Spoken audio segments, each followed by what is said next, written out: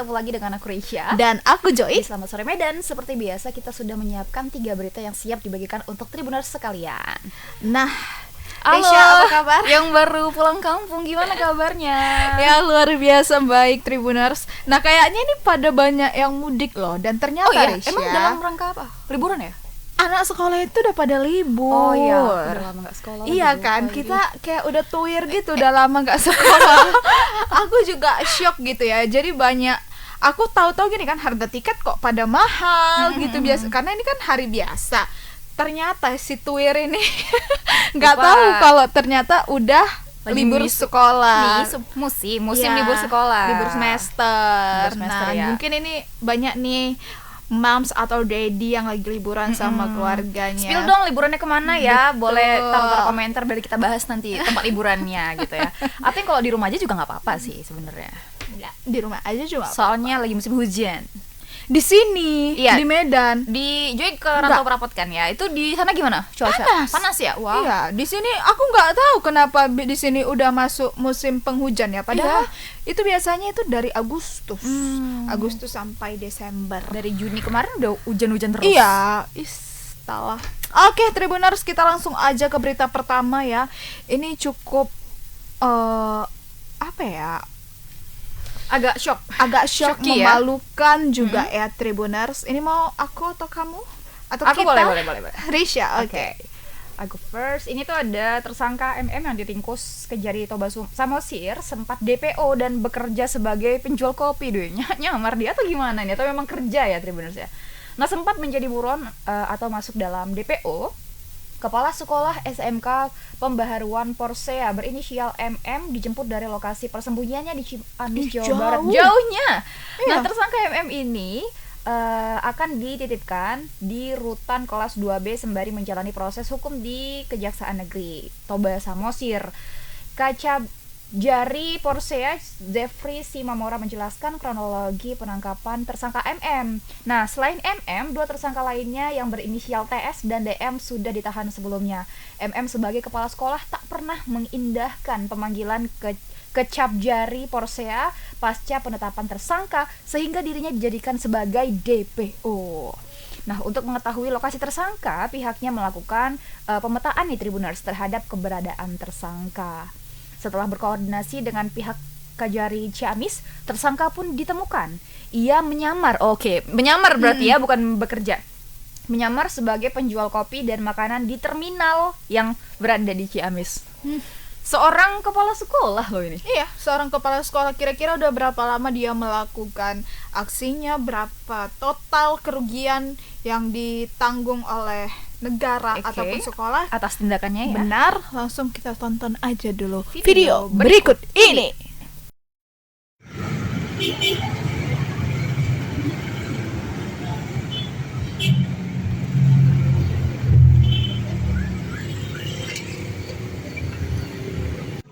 Sama lagi saya juga. Ntar ya harus bawa semua.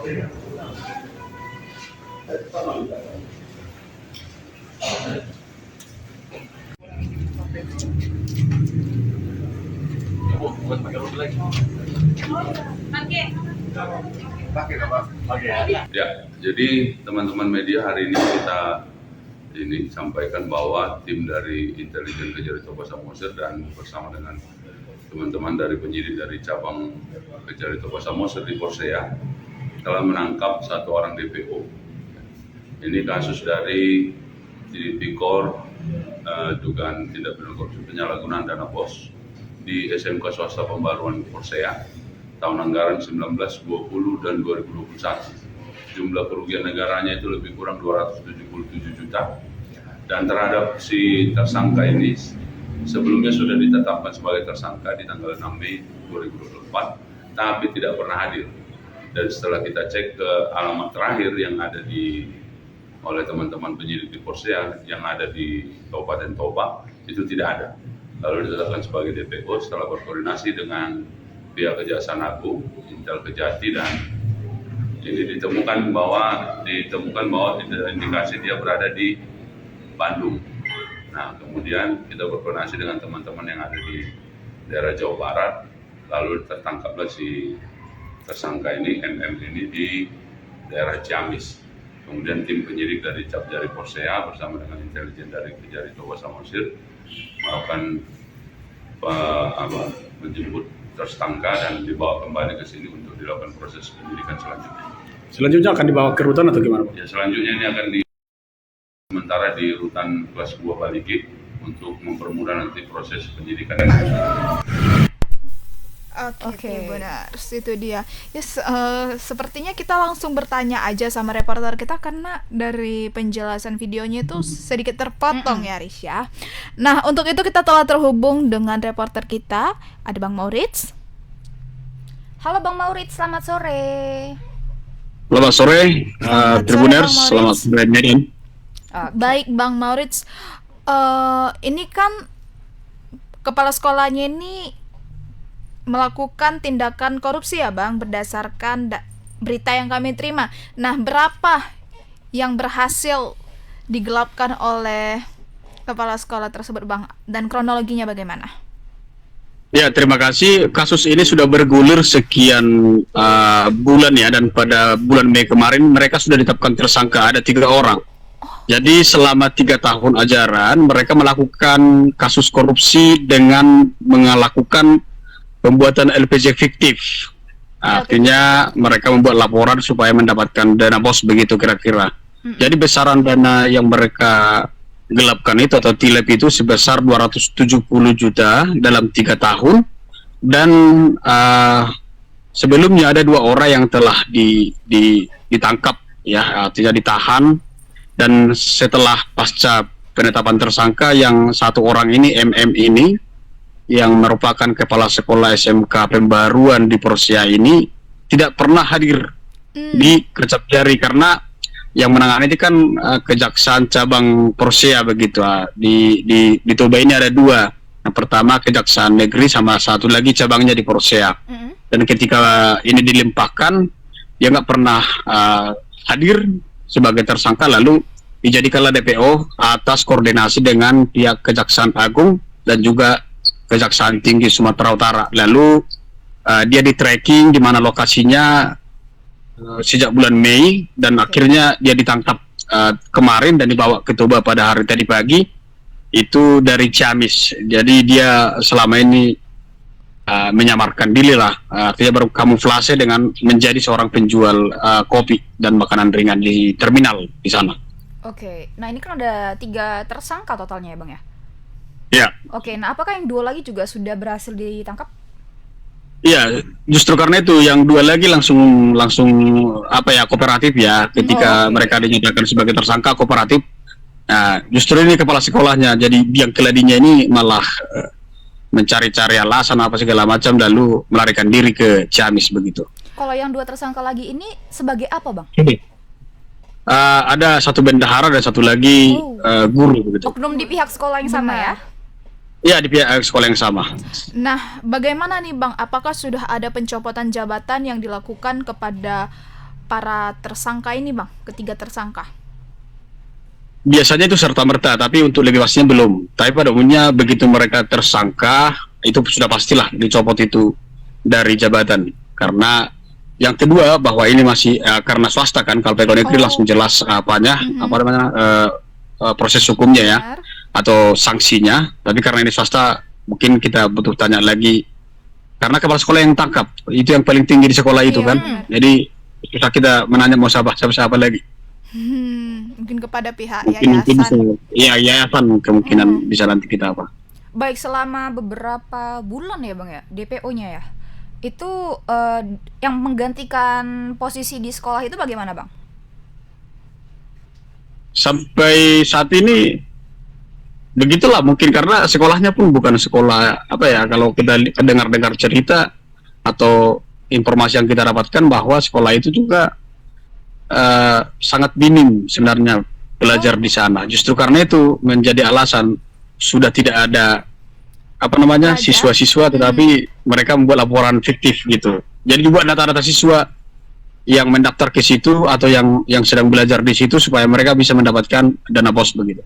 Baik, berarti karena minimnya biaya pemasukan, mungkin pendaftaran siswa yang bersekolah di sana ya Bang, menjadi penyebab mereka melakukan membuat LPG fiktif ini, Bang?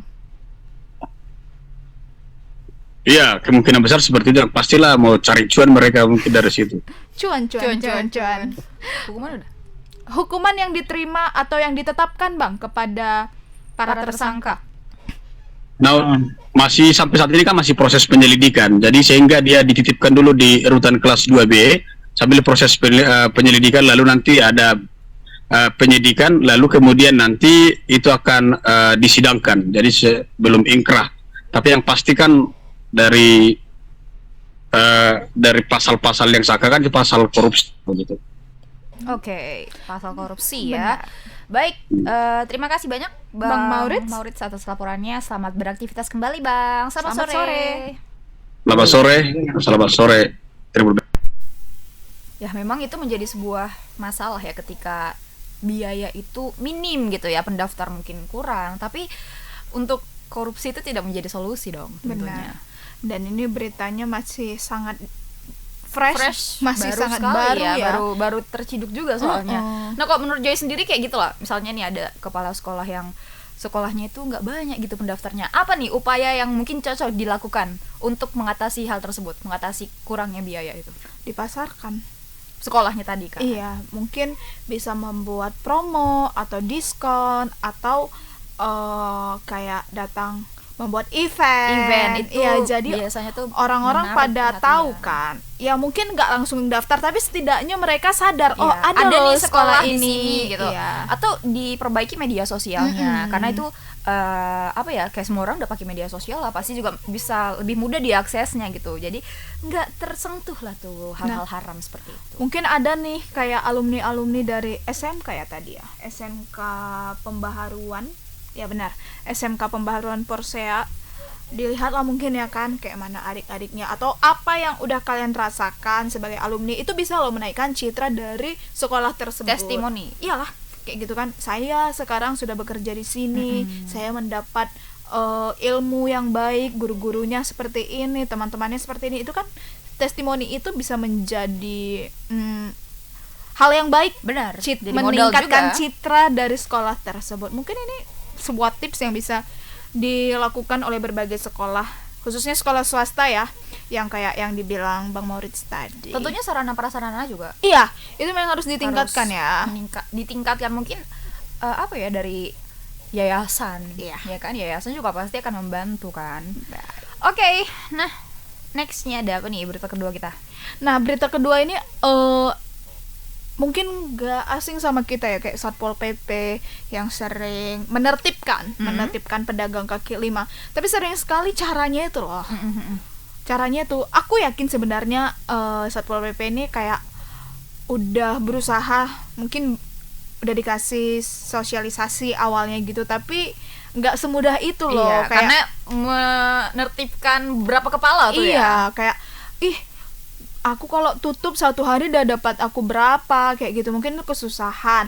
Nah, jadi Tribunars, karena masalah penertiban ini, sejumlah pedagang kaki lima di Pasar Cesi Kambing, Jalan Gatsu, Kecamatan Medan Helvetia mengeluhkan petugas gabungan yang menggusur mereka secara kasar. Nah, jadinya kasar jatuhnya. kayak Oke. gitu.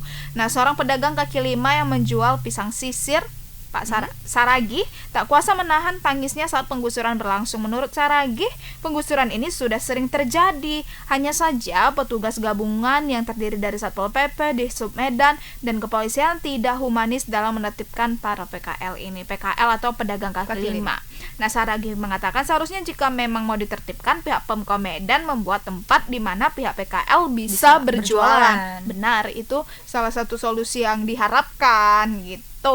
Penertiban ini sebelumnya sudah ada surat pemberitahuan, kan udah masuknya surat pemberitahuan. Hanya saja para PKL ini tidak menyangka akan ada kekasaran dalam penertiban. Saragih menjelaskan ada banyak barang pedagang kaki lima yang diambil. Alhasil jadi seperti ini. Sering sekali kalau ada dilakukan penertiban ini, jadi bukan penertiban namanya. Kayak gini tadi, penggusuran. Iya, karena para pedagang itu dirugikan dari moral dan juga material. Nah, untuk informasi lebih lengkapnya Tribuners, kita sudah terhubung dengan reporter di lapangan. Tapi untuk itu tonton dulu video berikut ini. Ibu bisa bisa diceritain tadi pas penggusuran itu katanya dari ribut-ribut nih Bu. Ini awal mula ribut-ribut tuh kenapa tuh Bu? Ini pamong perajanya main angkat barang. Seharusnya kan mereka menertibkan, jangan main angkat. Jangan dipijak. Itu loh. Kan tugas mereka emang menertibkan, bukan main angkat. Kita kan pakai modal juga. Bukan barang kita ambil dan kita gratis, enggak, kita pakai modal, mau ya kan? Jangan secara kekerasan. Itu kalau kekerasan sama saja seperti binatang kita dibikin mereka. Berarti ada yang diinjak Bu? Ya itu nanti wawancarai dia tuh. Barang dia diinjak itu. Apa aja Bu? Ini banyak. Lina, kasih tahu barang mau diinjak-injak. Iya. Nanti gitu kan. Iya. Nah terus? Jadi kami sebagai masyarakat pedagang kaki lima mohon kepada Bapak Wali Kota supaya menertibkan pedagang itu jangan secara kekerasan, ya kan? Kalau mereka secara kekerasan otomatis pun kami masyarakat melawan. Kita kan maunya aman-aman baik-baik, ya kan? Karena kita kan cari makan loh. Kalau kami nggak berdagang, nggak berjualan, kami mau makan apa? Karena kami semua dari sini, terutama saya udah janda 15 tahun loh. Anak saya dua kuliah. Jadi kalau saya tidak berjualan, otomatis ekonomi keluarga saya lumpuh. Kan itu. Jadi permintaan kami pedagang kaki lima jangan terlalu kasar. Jangan sementara parkir lewat dari trotoar. Kami pedagang trotoar batasnya hanya pejalan kaki itu trotoar ke dalam. Sampai separuh jalan. Iya. Nilai dulu Bu. Oke. Jadi pernah lewat jalan itu? Pernah, memang agak macet Macet kalau ya? dari situ. Tapi emang belum murah nggak sih di pasar macet? Karena kayak gitu banyak PKL Benar. yang menghalangi jalan. ya, Nah, tuh, Mas. masalahnya itu kan ada jenis jalannya, Dek. Itu kalau misalnya itu jalan besar, bayangkanlah jadi macet. Ada orang yang mau sekolah, mau Iya, mau kerja. Sedangkan parkirnya besar, sudah dikasih lahan. Itu bayarnya mungkin bisa jadi sama preman, Iya, bukan iya. sama pemerintah. Mereka tetap bayar itu, tapi nggak yang legal. Iya. Nah, untuk itu Tribuners, seperti yang udah aku bilang tadi, kita telah terhubung dengan reporter kita, ada Kak Anissa. Halo Kak Anissa, selamat sore. Selamat sore. Halo, selamat sore Ica dan Joy. Oke, Kak Anissa. Kak Anissa, ini kan sudah dilakukan penertiban kepada para pedagang kaki lima ya. Nah, bagaimana tadi situasi di sana, Kak? Silakan laporannya. Baik, memang beberapa minggu belakangan ini pihak Satpol PP Medan dan petugas gabungan itu melaksanakan aksi penertiban para pedagang kaki lima. Nah, sebelumnya memang di minggu-minggu lalu itu sudah ada beberapa pasar seperti Pasar Sukaramai, Pasar Pinggan dan lain-lain itu sudah ditertibkan. Hanya saja memang untuk di pasar Sekambing ini memang juga sebelumnya sudah ditertibkan, tapi masih banyak para pedagang kaki lima nih yang bandel dan tetap tidak mengindahkan himbauan dari Satpol PP Medan. Akhirnya tadi pagi itu pada pukul 7 hingga pukul 10 hingga pukul 11 siang itu Satpol PP dan petugas gabungan melaksanakan penertiban kembali. Namun memang berdasarkan laporan penertibannya dilakukan cukup kasar, di mana para pedagang ini diminta ketika Satpol PP datang itu Satpol PP langsung mengangkat barangnya, dan bahkan ada beberapa yang diinjak dagangannya seperti ikan dan lain-lain itu diinjak oleh petugas Satpol PP Medan.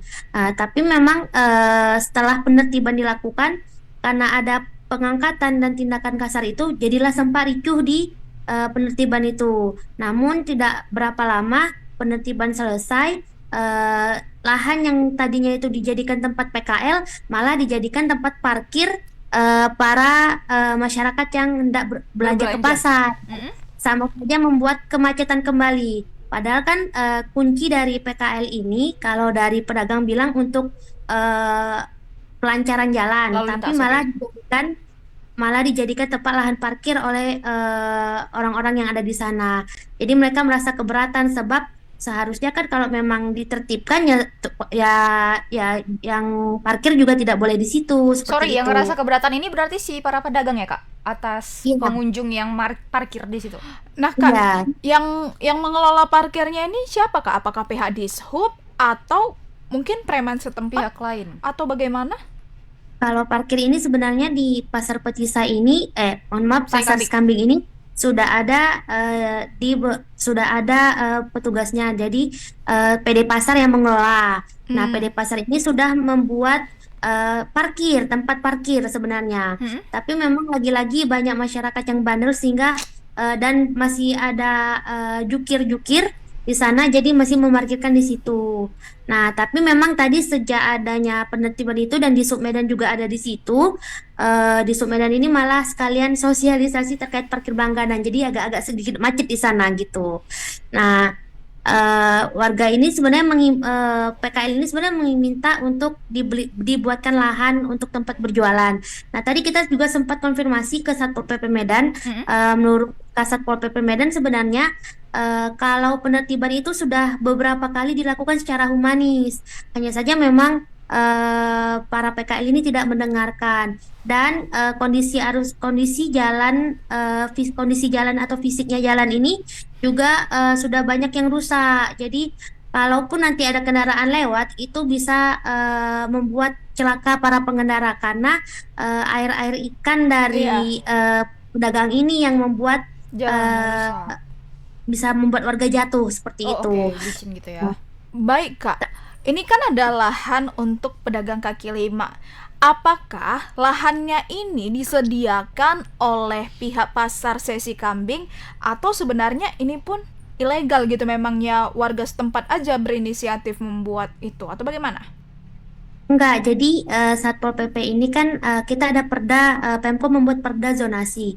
Nah, perda zonasi ini diharapkan pihak kecamatan itu membuat satu lahan untuk para PKL ini. Hanya saja memang Satpol PP juga mengeluhkan sikap pihak kecamatan yang seperti tak acuh dengan Benar. adanya perda zonasi ini. Jadi seharusnya tugas Satpol PP ini kan hanya menertibkan, sementara untuk regulasi lahan dan lain-lain itu diserahkan ke kecamatan. Nah, jadi Satpol PP juga meminta agar pihak kecamatan untuk membuatkan lahan zonasi biar nantinya para PKL ini didata dan dipindahkan ke lokasi tersebut. Seperti itu. Kak Anissa ada bertanya nggak kepada para PKL ini, mereka membayar lahannya itu kemana? Ke pihak mana? Apakah ke pihak pasar, ke pihak apa tadi, kecamatan, atau kemana? Sebenarnya lahan zonasi ini belum ada lahan zonasi ini belum ada di pasar itu, makanya tadi pihak Satpol PP bilang meminta untuk pihak kecamatan membuat lahan zonasi ini agar para pedagang ini dipindahkan ke situ. Nah, seharusnya kalau dari aturan regulasi perda zonasi ini pembayaran itu dilakukan ke pihak kecamatan setiap bulannya seperti itu. Oke, Kak Anissa. Kalau dari video tadi kita udah lihat lahannya itu sudah dipenuhi parkir ya. Pengunjung. Nah, apakah berarti hal tersebut menandakan bahwa Satpol PP ini berhasil menertibkan para PKL, Kak? Ya, kalau dibilang berhasil karena memang kalau memang dia berhasil, cuman kalau dari sisi besoknya itu tetap masih ada lagi para ya. pedagang yang berjualan di sana seperti itu. Dan tadi juga sempat nanya-nanya warga ataupun pengendara, memang mereka setuju adanya penggusuran PKL ini karena memang cukup mengganggu, apalagi di jam-jam sibuk. Di jam 7 itu mereka harusnya udah tidak ada yang berjualan, tapi tetap ada, sementara masih ada anak sekolah, anak orang kerja.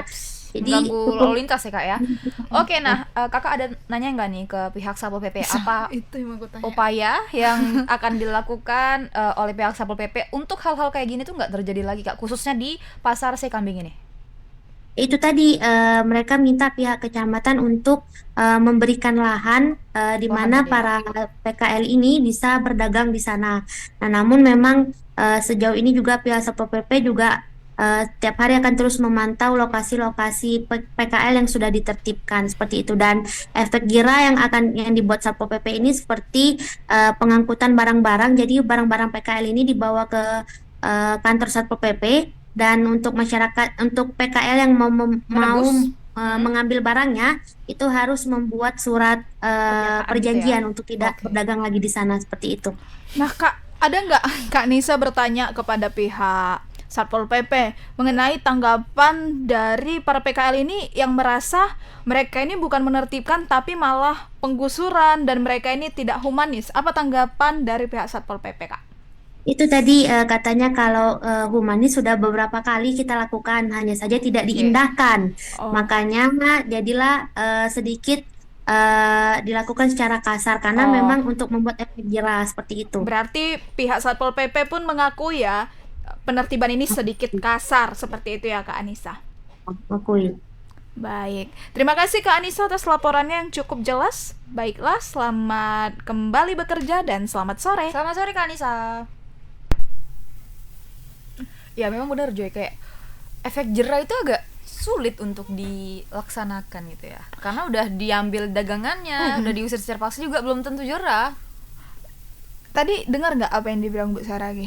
Dia bilang kayak gini, kalau saya nggak jualan, betul loh, kalau saya nggak jualan satu hari kayak mana, anakku 2 kuliah, aku udah 15 tahun jualan di sini. Dan yang aku bikin kesal, aku takut kali mereka ini bayarnya kemana gitu loh. Padahal ke pihak kecamatan, apakah ke pihak kecamatan yang seharusnya mereka membuat zonasi, ataukah kepada Tapi harusnya preman? itu nggak boleh sih.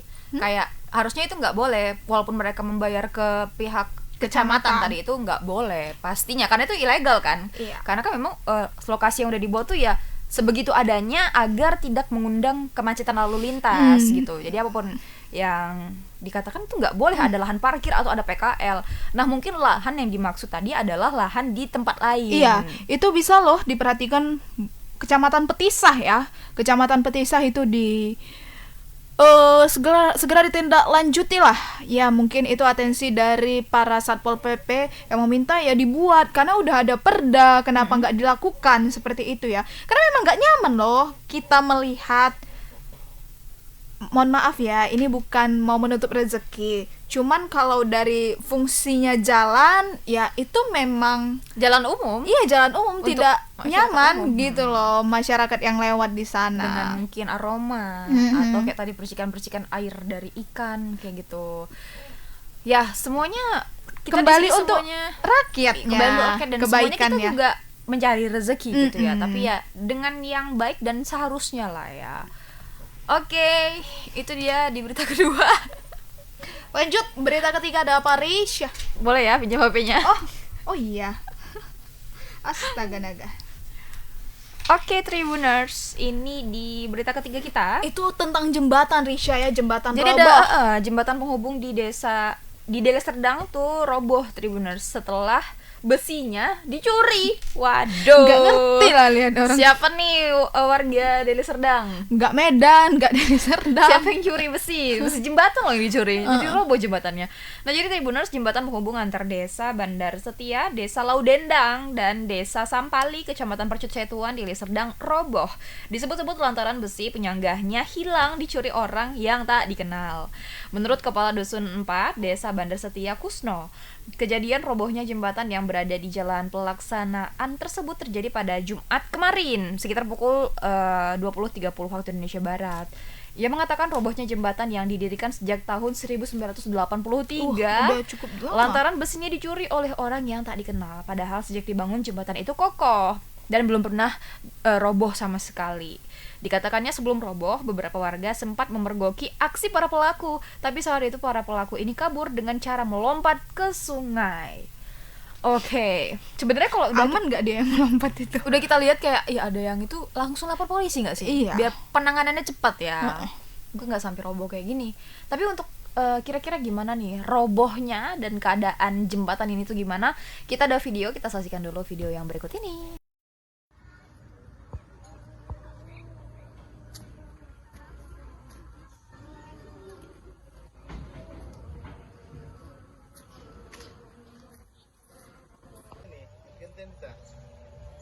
biar sampai pesannya.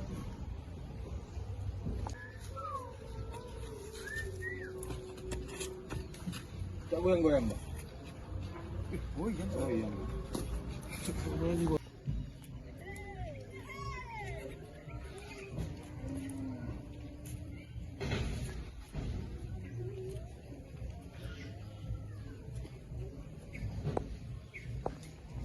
Itu peruntuk tanggal 28 hari Jumat itu 28 Juni ya, sekitar pukul 20.30 saya dihubungi warga, saya bergegas mengecek ke lokasi jembatan, ternyata sudah nyungsep ke bawah, tapi malam itu belum sampai turun sekali. Nah, baru siang kita lapor semuanya, datanglah orang dari Babinsa kita, dari Babin Kamtipmas, dari pemerintahan desa mengecek lokasi, dan pada siang hari itu sudah semakin turun jembatan itu seperti sekarang inilah kan. Jadi kita antisipasi, kita hubungi juga dari pihak BWS Provinsi Sumatera Utara dan dari pihak PU Deli Serdang. Nah, turun mereka, langsung kita pasang portal di situ, pasang polis lain supaya masyarakat tidak melintas. Tapi namanya masyarakat kalau nampak jembatan seperti itu tak terbendung banyaknya, berdesakan mau datang ke situ, ya kita halau lah kan. Nah, jadi itu sudah kita laporkan, ya kita tinggal menunggulah apa tindakan dari pihak pemerintah setempat lah yang berkaitan dengan jembatan ini. Menunggu pemerintah setempat ya, pihak setempat untuk bergerak menanggapi kasus tersebut ya, karena memang ini tadi menyambungkan 3 daerah ya Joy, si jembatan ini. Jadi mungkin masyarakat ya akan sangat kesusahan dengan rubuhnya jembatan ini. Oke, untuk informasi yang lengkap kita sudah terhubung bersama reporter di lapangan, ada Bang Alfiansyah. Halo Bang Alfiansyah, selamat sore. Halo, selamat sore. Saya dan Joy. Okay. Selamat sore Bang Alfiansyah. Oke, Bang Alfiansyah, ini kan kabarnya dari tanggal 28 kemarin ya, hari Jumat kemarin ya. Nah, apakah di hari Jumat itu si jembatannya ini sudah roboh atau bagaimana, Bang? Ya, baik Isa dan Joy dan juga Tribunas. Ya, memang kemarin kita sempat mendatangi desa Bandar Setia, di mana ada video beredar adanya jembatan yang roboh begitu. Nah, kemarin setelah kita cek ke lokasi, ternyata memang benar jembatan penghubung antar desa Bandar Setia dan desa Laudendang dan juga Sampali ini roboh begitu dan tidak bisa dilalui oleh pengendara begitu, baik pengendara roda 4 dan juga pengendara roda 2. Nah, menurut keterangan dari para warga termasuk juga kepala dusunnya itu katanya kejadian ini itu terjadi di hari Jumat kemarin, tepatnya di tanggal 28 kemarin, mana saat itu memang ada seorang pengendara melintas di jembatan itu berboncengan. Nah, setelah pengendara ini lewat, nah jembatan ini pun langsung roboh tidak bisa dilalui lagi. Nah, memang sebelumnya robohnya jembatan ini memang menurut keterangan dari para warga sekitar itu karena besinya ini sering dicuri oleh orang yang tidak dikenal begitu. Karena para pelaku ini setiap beraksi itu seringkali di malam hari begitu, ketika warga sudah tidak ada lagi yang melintas di lokasi gitu. Nah, karena besinya satu persatu diambil, akhirnya besi penahan jembatan itu pun habis begitu, dan jembatan tersebut pun kemudian roboh begitu dan tidak bisa dilalui. Nah, memang sebelum roboh itu pihak dari dusun sendiri itu sudah memasang peringatan agar tidak ada yang lewat lagi di jembatan tersebut karena jembatan itu sudah dalam kondisi mau ambruk gitu. Namun peringatan itu setelah dipasang malamnya malah hilang dan para warga pun kembali melintas begitu, hingga akhirnya roboh dan sampai saat ini tidak bisa dilintasi lagi. Nah, pihak dusun sudah menyampaikan ke pihak pihak desa dan juga kecamatan agar nantinya disampaikan ke Dinas PU Deli Serdang agar segera jembatan tersebut diperbaiki begitu, karena menurut dia warga di sana setelah jembatan ini roboh itu mengalami kesulitan akses begitu, karena para warga ini ketika melintas itu harus melalui jembatan lain yang jaraknya itu sekitar 1 kilometer begitu dari desa, dari dusun mereka begitu. Nah, dia pun berharap dan warga di sana juga berharap agar pemerintah Deli Serdang ini segera memperbaiki jembatan yang sudah dibangun sejak tahun 1983 ini gitu. Baik Bang, kan para warga berarti masih bisa melewati jalur alternatif. Nah, jalur alternatifnya itu bisa dilewati kendaraan yang bagaimana saja Bang? Ya, alternatif itu di jalan-jalan besar juga seperti jalan Laut Dendang, jalan Sampali, namun jaraknya itu lumayan jauh gitu. Jembatannya memang jembatan sudah permanen juga, namun kendalanya itu karena jauh begitu dari dusun yang roboh jembatan ini. Oke, Bang Alfiansyah, tadi di naskah berita kita ada baca kalau warga itu sebelumnya sempat memergoki para pelaku ini melancarkan aksinya ya Bang ya, namun para pelaku ini nyebur ke sungai gitu. Nah, apakah pada saat itu warga tidak langsung melapor kepada pihak kepolisian Bang? Nah, memang para warga sana memang sebetulnya sudah gelisah juga dengan aksi para pelaku ini yang mencuri besi jembatan ini. Para warga itu sudah sempat melaporkan kepada kepala dusun begitu. Nah, selanjutnya kepala dusun juga sudah melaporkan ke Babin Kamtibmas wilayah tersebut, namun sampai saat ini memang belum ada tindak lanjut begitu. Nah, dari setelah laporan itu memang warga sempat memergoki gitu para pelaku ini beraksi, namun ketika itu para pelaku ini melarikan diri begitu karena kan di bawahnya sungai. Nah, para pelaku ini melompat sungai begitu sehingga tidak diketahui siapa pelakunya. Baik, berarti sampai saat ini pun belum diketahui ya Bang pelakunya itu siapa, ciri-cirinya bagaimana gitu. Nah, kalau ciri-ciri memang orang ini sempat menduga begitu bahwasanya yang mencuri ini merupakan pecandu narkoba begitu. Nah, warga di sana menduga mereka ini mencuri besi-besi di sana dijual untuk membeli narkoba begitu. Baik. Oke, tapi so far tidak ada korban luka-luka ya Bang ya, atau korban jiwa akibat robohnya jembatan ini? Nah, sampai saat ini belum ada begitu laporan dari para warga yang menjadi korban akibat robohnya dari jembatan ini. Baik. Terima kasih Bang Alfiansyah atas laporannya. Kami tunggu informasi selanjutnya mengenai pembangunan ulang revitalisasi jembatan. Atau tersangka dan yang dapat tersangka pencurian. Oke, selamat beraktivitas kembali ya Bang Alfiansyah. Selamat sore. Selamat sore. Iya, bener kata Joy tadi ya dugaannya. Narkobui. Iya, karena kayak gitu sering. Siapa lagi coba yang mau nyuri-nyuri gitu? Segelap mata itu gitu ya. Baiklah Tribuners ya, itu semoga aja pemerintah setempat juga menyoroti kasus ini, tersangkanya segera dapat, jembatannya juga segera dilakukan pembaharuan lah, perbaikan lah gitu ya, agar bisa digunakan kembali oleh masyarakat. Oke, itu dia 3 berita kita pada hari ini. Semoga bisa mengisi sore harinya Tribuners di tengah kita yang masih kalian aja sih yang lagi libur ya, libur sekolah gitu ya bagi orang-orang tua murid.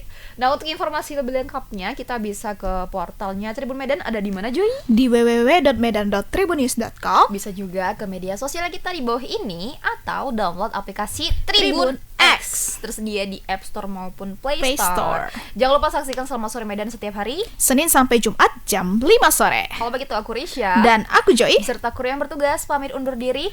Bye Tribuners, selamat sore Medan.